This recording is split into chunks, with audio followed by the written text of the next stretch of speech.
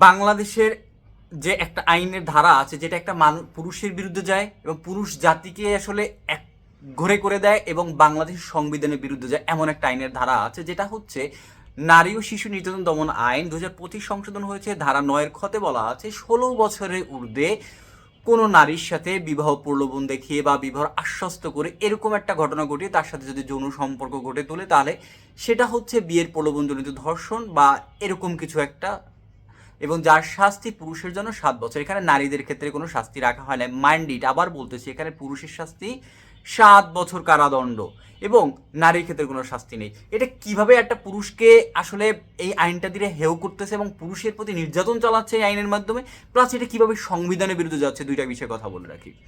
একটা বিষয় হচ্ছে যে এই যে একটা বিয়ের প্রলোভন দেখিয়ে ধর্ষণ, এই প্রলোভনটা আসলে প্রমাণ করে এটা সোটাফ যে আমি একটা নারীকে প্রলোভন দিয়েছি, সে প্রলোভিত হয়েছে, সেটা হচ্ছে একটা প্রকাশ করা বা প্রমাণ করা, দুটোই টাফ, কারণ এটা প্রমাণ করার বিষয় না, নাম্বার 1। নাম্বার 2 হচ্ছে এখানে পুরুষের ব্যক্তি স্বাধীনতা নষ্ট করতেছে, অর্থাৎ একটা পুরুষ যে কোনো সময় একটা নারী দ্বারা ভিক্টিমাইজ হতে পারে, কারণ সবসময় যে পুরুষ প্রলোভিত করে এটাও প্রমাণিত না, সবসময় নারী প্রলোভিত করে এমনই না, কারণ বাংলাদেশের কোনো মানুষই ফেরেস্তা না।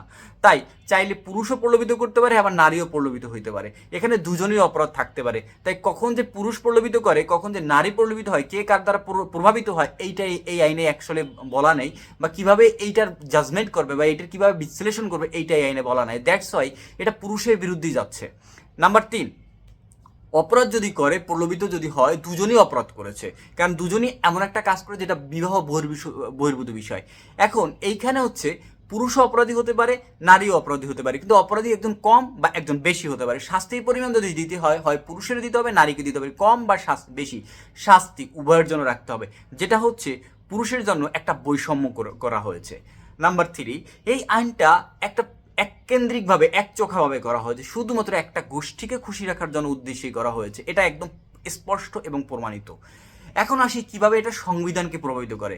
বাংলাদেশ সংবিধান এই কথাগুলো শোনার পর যদি কারো গায়ে জ্বালা পোড়া করে, তাদের উদ্দেশ্যে বলতে চান, প্রথমে আপনি এই যে নারী ও শিশু নির্যাতন দমন আইনের 9 খ ধারাটি সংশোধন করার আগে বাংলাদেশের সংবিধানটাকে আসলে সংশোধন করা উচিত ছিল।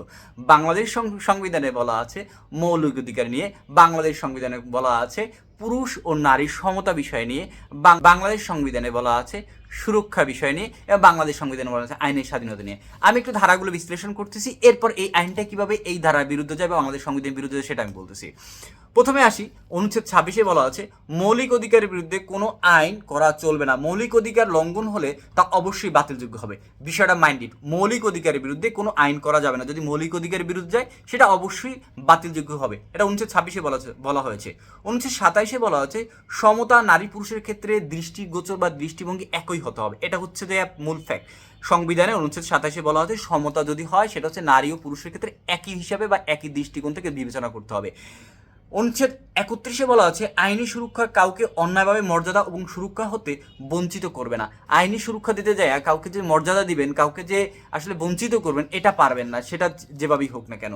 অনুচ্ছেদ 32-এ বলা আছে ব্যক্তি স্বাধীনতা হতে কাউকে বঞ্চিত করা যাবে না, ব্যক্তি স্বাধীনতা হতেও কাউকে বঞ্চিত করা যাবে না। এবং অনুচ্ছেদ 35-এ বলা আছে অপরাধ না করলে কাউকে শাস্তি দেওয়া যাবে না। এখন দেখেন, এই যে আমি যে কটা অনুচ্ছেদ বলেছি, এই অনুচ্ছেদগুলো প্রত্যেকটা পুরুষের বিরুদ্ধে যাচ্ছে। প্রথম অনুচ্ছেদটা যদি বলি মৌলিক অধিকার, যে অনুচ্ছেদ 26, সেখানে হচ্ছে একটা নারী পুরুষের যেরকম একটা অধিকার আছে, একটা নারীরও মৌলিক অধিকার আছে, অর্থাৎ সুষ্ঠুভাবে জীবনযাপন করে। একটা নারী যেমন ফেরেশতা না, একটা পুরুষও ফেরেশতা না।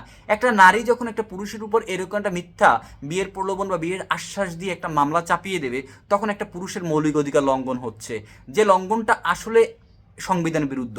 এবং এটা আসলে প্রমাণ করা সো টাফ, যেখানে একটা পুরুষ আসলে সামাজিকভাবে হেয় প্রতিপন্ন, তার সব কিছু হেয় প্রতিপন্ন হয়ে যেতে পারে, এবং তার সামাজিক হেয় প্রতিপন্ন হচ্ছে আর্থিক, মানসিক এবং সকল কিছু বিকারগ্রস্ত হতে পারে। অনুচ্ছেদ 27-এ বলা হচ্ছে যে সমতা বলতে নারী ও পুরুষের ক্ষেত্রে আলাদা দৃষ্টিভঙ্গি দেখানো যাবে না। এখন এই আইনটা কি করেছে, নারীদের ক্ষেত্রে কোনো শাস্তির বিধান রাখে নাই, পুরুষের ক্ষেত্রে শাস্তির বিধান রাখছে, যেটা নারী ও পুরুষের ক্ষেত্রে আলাদা দৃষ্টিভঙ্গি রেখেছে। এবং অনুচ্ছেদ যদি 31 পড়ি এবং অনুচ্ছেদ সংবিধানে, সেখানে বলছে আইনি সুরক্ষা কাউকে অন্যায়ভাবে মর্যাদা এবং সুরক্ষা দিতে পারবে না। আইনি সুরক্ষা দিতে পারবেন, কাউকে অন্যায়ভাবে সেটা সুরক্ষা দিতে পারবেন না। এখন দেখেন, এখানে অন্যায় হচ্ছে না ন্যায় হচ্ছে। যদি বলেন এটা অন্যায় হচ্ছে না ন্যায় হচ্ছে, কিভাবে ন্যায় হচ্ছে ভাই? যদি বিবাহ বহির্ভূত কোনো সম্পর্ক হয় সেটা ন্যায় কোন দৃষ্টিকোণ থেকে, এইটার কোনো লজিক পৃথিবীতে আছে? কোনো লজিক পৃথিবীতে নাই। তাহলে যদি একটা অন্যায় সুবিধাকে যদি আপনি ন্যায়সঙ্গত করতে যায় একটা গোষ্ঠীকে বা একটা পুরুষ জাতিকে যদি আপনি হেয় প্রতিপন্ন করেন, সেটা কি আসলে সংবিধান দিয়ে আসলে এটা কি আপনি কি ন্যায়সঙ্গত করতে পারবেন? যেটা অনুচ্ছেদ 31-এ বলা আছে। অনুচ্ছেদ 32-এ বলা আছে ব্যক্তির স্বাধীনতা কাউকে বঞ্চিত করা যাবে না। এইভাবে যদি আপনি যদি একটা মানুষকে সামাজিকভাবে হেয় প্রতিপন্ন করেন, সামাজিক আর্থিকভাবে হেয় প্রতিপন্ন করেন, তাকে যদি মানসিকভাবে হেয় প্রতিপন্ন করেন এবং তার সম্পূর্ণ জীবনটা যদি আপনি হেয় প্রতিপন্ন করেন শুধু একটা ধারার মাধ্যমে, শুধু একটা মিথ্যা প্রোপাগান্ডা দিয়ে, তাহলে তার ব্যক্তি স্বাধীনতা কি থাকে? তার ব্যক্তি স্বাধীনতা অবশ্যই এটা তার নষ্ট হয়ে যায়। এবং অনুচ্ছেদ 35-এ বলা আছে অপরাধ না করলে কাউকে শাস্তি দেওয়া যাবে না। খেয়াল রাখেন, অপরাধ না করলে কাউকে শাস্তি দেওয়া যাবে না, অনুচ্ছেদ 35-এ বলা আছে সংবিধানের।